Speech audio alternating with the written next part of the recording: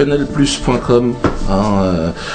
Je vous avais prévenu que je devais réagir normalement à partir du 27 décembre prochain dans ma loge, excusez-moi, du Zénith de Nantes. Mais bon, évidemment, l'actualité arrive, elle s'excite.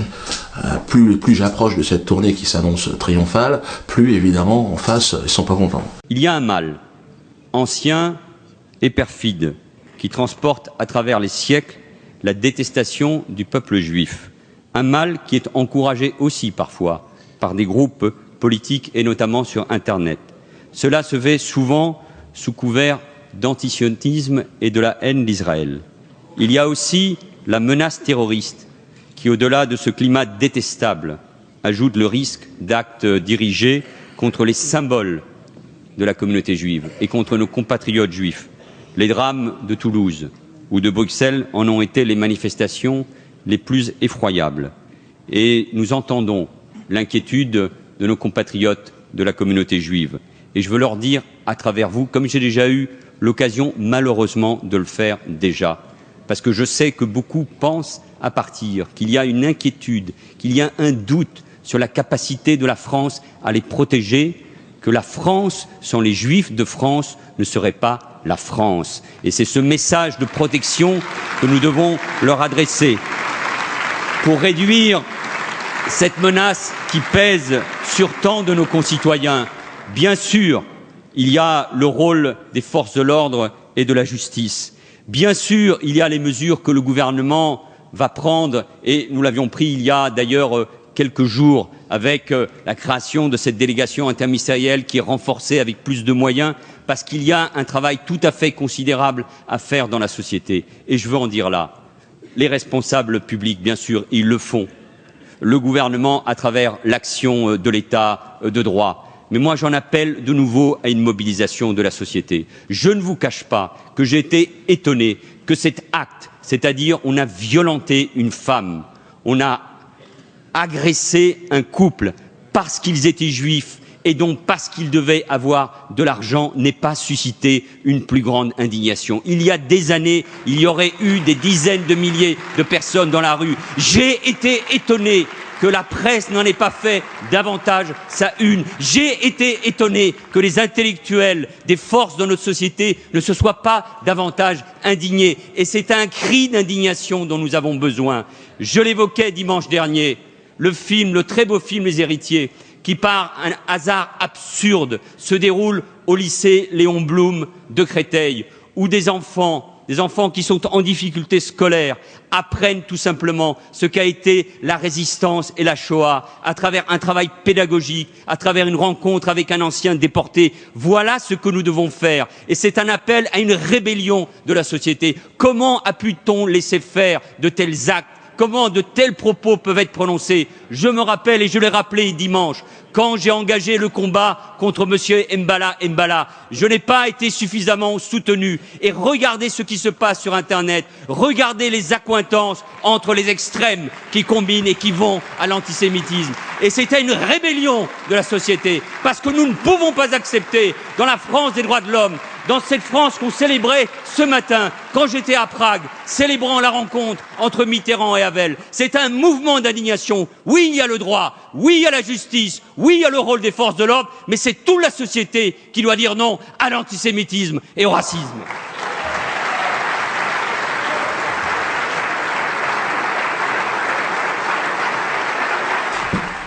Là, je pense que là, il l'a en travers de la gorge. C'est vrai qu'il y a moins d'un an, il mettait tout l'appareil administratif à ses pieds et puis il m'a fait taire. Et il a dit ouais, je vais le faire taire. Moi, j'aimerais bien qu'on le fasse taire, Manuel Valls, si c'est possible. Quand j'ai fait taire ce personnage, Dieudonné Mbala, je n'ai pas eu beaucoup de soutien, sinon celui du président de la République. Je peux pas le blairer ce mec-là, franchement.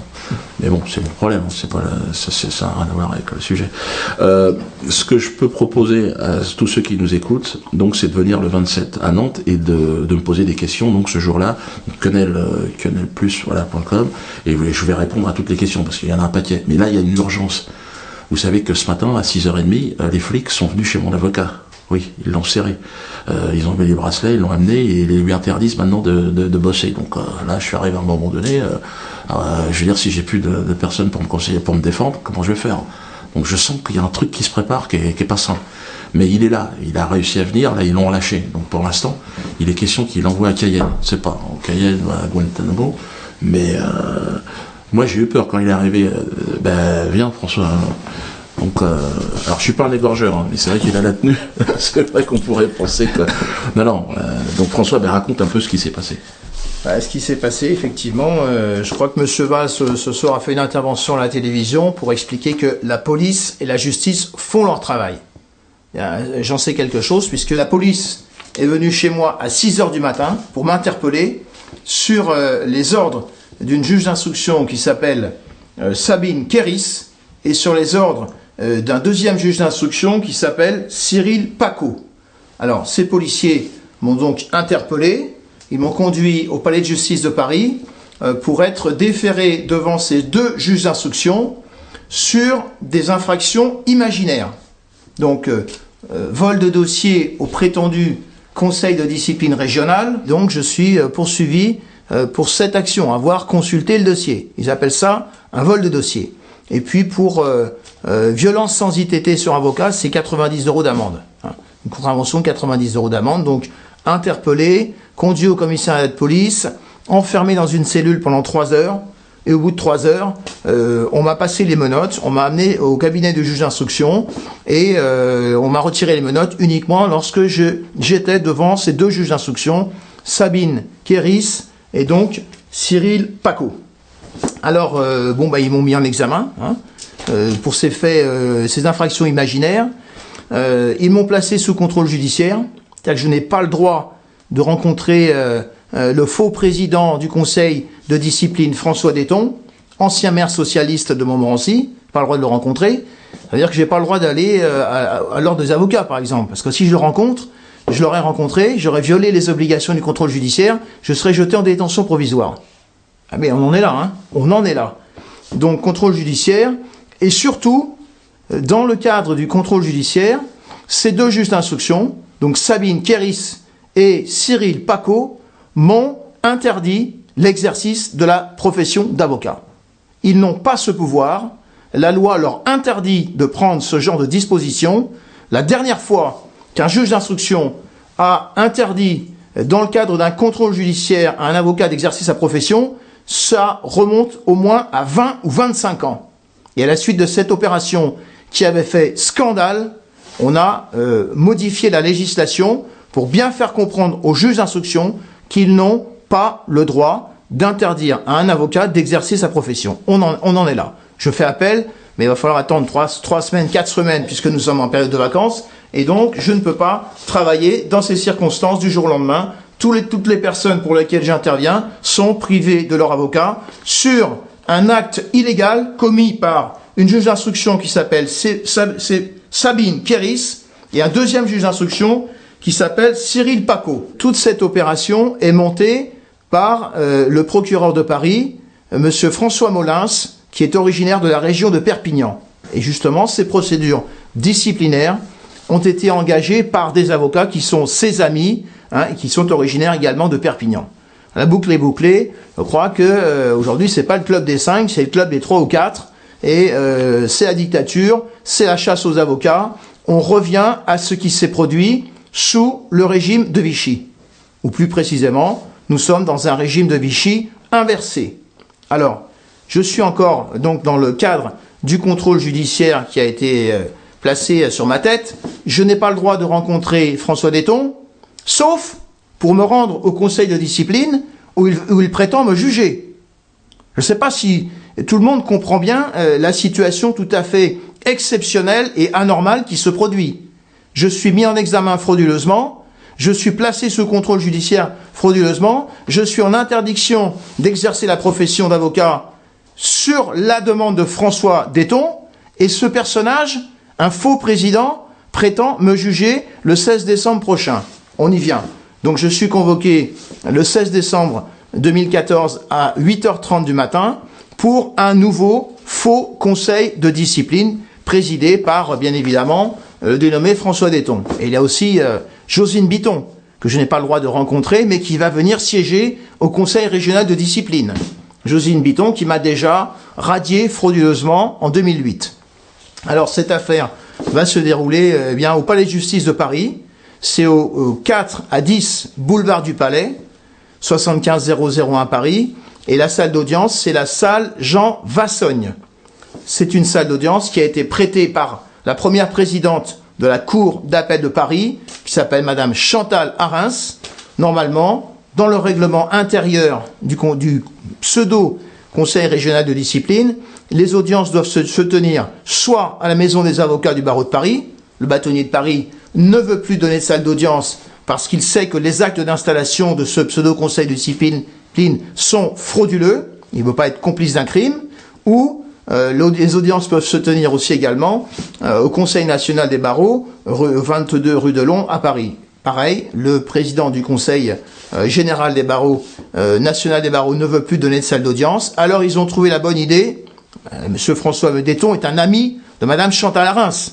Donc ils ont trouvé l'idée géniale que la première présidente de la Cour d'appel de Paris donne une salle d'audience en vue de faire, conduire une mascarade de procédure et ensuite délivrer, prononcer un faux jugement, un faux criminel en écriture publique. La situation inédite, extravagante, je dirais même presque baroque, puisque nous avons une haute magistrate, Madame Chantal Arens, premier président de la Cour d'appel de Paris, qui va fournir une salle d'audience à des malfaiteurs, à des faussaires, pour fabriquer un faux jugement. Eh bien, je vais déposer plainte contre elle pour complicité de faux criminels en écriture publique. On est dans des situations qui sont absolument invraisemblables. Alors, M. Valls nous dit à l'Assemblée nationale aujourd'hui, la justice fonctionne bien, la police fonctionne bien. Je peux vous dire une chose, c'est que les policiers qui sont venus m'interpeller et les policiers que j'ai rencontrés au tribunal de grande instance de Paris, ils n'étaient pas très fiers de faire ce qu'ils faisaient. Parce qu'ils savaient qu'ils faisaient le contraire, qu'on leur faisait faire le contraire de ce pourquoi ils sont payés. Et les deux juges d'instruction qui m'ont mis en examen, c'est pareil. Ils savaient très bien qu'ils faisaient le contraire de ce pourquoi ils sont payés. Payés avec notre argent. Et le problème, c'est que ce sont des gens qui se sont installés à leur compte chez nous. Parce que les palais de justice, les institutions, les tribunaux, les administrations, c'est chez nous. Ça fonctionne avec nos impôts, ça fonctionne avec notre argent, et ces gens-là, ils font ce qu'ils veulent chez nous. Voilà. On est dans une situation d'occupation, et aujourd'hui, on entre dans une fuite en avant, c'est la chasse aux avocats, c'est la dictature. C'est exactement ce qui s'est passé dans les années 40 en France, parce qu'à cette époque-là, on a aussi fait la chasse aux avocats, mais les juges et les procureurs qui faisaient ce genre de choses, ils avaient une excuse. Enfin, une excuse. Ils avaient les nazis sur le dos. Aujourd'hui, ils n'ont pas les nazis sur le dos. Ils ont M. François Molins qui donne des ordres pour rendre service à ses amis, les avocats de Perpignan, Patrick Sagard, Philippe Kaudercher et compagnie. Voilà la situation dans laquelle nous sommes. Bien, moi, je donne rendez-vous alors à tout le monde, donc le 16, à 8h30. Au palais de justice de Paris, comme vous l'a dit François, pour le soutenir, parce que là on soutient François aujourd'hui, mais vous êtes bien conscient qu'en fait ce qu'il dit, on vit dans une dictature, moi j'en suis conscient aussi, et si comme nous, vous partagez cet avis, vraiment, mobilisons-nous, venez, allez, parce que là c'est vraiment trop.